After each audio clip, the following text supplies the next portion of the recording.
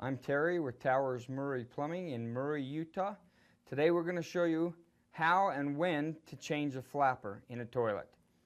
Things to look for is discolorations coming into the bowl.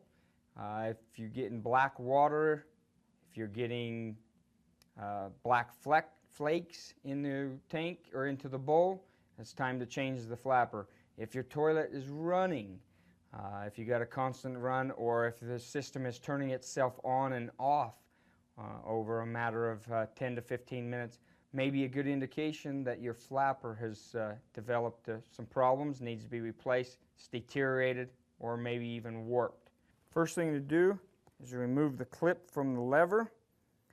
Now, a lot of people want to replace just their chain. In most cases, if your chain is bad, so is your flapper. Replace them both at the same time.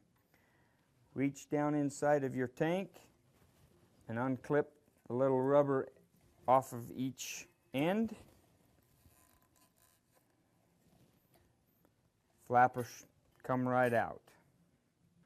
Just keep in mind when you're changing the flapper, first thing you want to do, turn that water off, flush the water out, go ahead and change the flapper. I'm Terry with Towers Murray Plumbing, Murray, Utah.